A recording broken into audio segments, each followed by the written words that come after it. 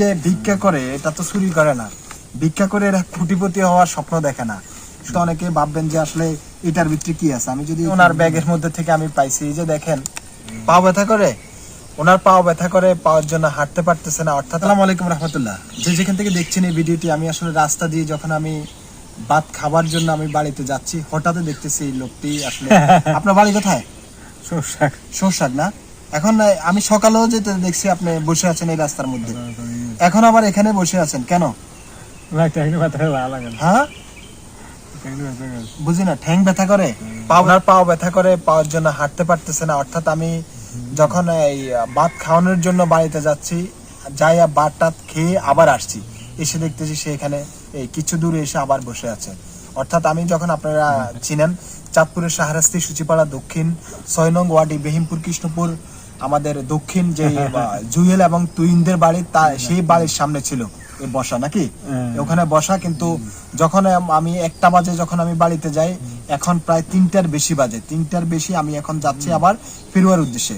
কিন্তু আসলে ওই ব্যক্তিকে দেখে আমার কাছে একটু অন্যরকম লাগলো বিদে আমি আপনাদের সাথে ভিডিওটি শেয়ার করা।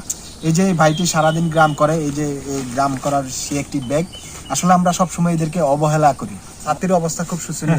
এই যে দেখেন, এটাই হলো তাদের সাধারণ জীবনযাপন। এরা ভাই এই যে ভিক্ষা করে এটা তো চুরি করে না, ভিক্ষা করে এরা কোটিপতি হওয়ার স্বপ্ন দেখে না, শুধু ফ্যামিলিকে নিয়ে একটু সুখে থাকতে পারলে এরা খুশি। ঠিক আছে, দেখেন কি হাসি, এই হাসিটা আপনি কোনো কোটিপতির মুখের মধ্যে আপনি দেখবেন না বেশিরভাগ।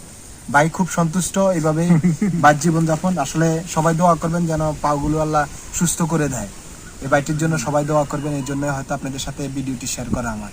তার হয়তো অনেকে ভাববেন যে আসলে এটার ভিতরে কি আছে। আমি যদি এটাও দেখানোর চেষ্টা করি, এই আর কিছু না, এই যে এখানে বাটি সম্ভবত না,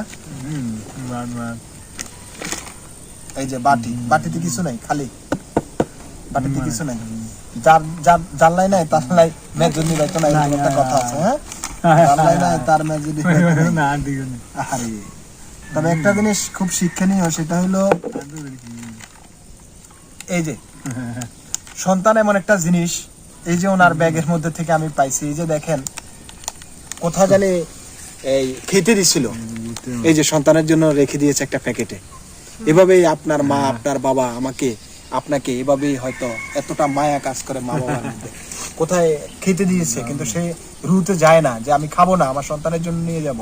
একটা চিপসের প্যাকেটের মধ্যে সে নিয়ে নিয়েছে তার সন্তানের জন্য।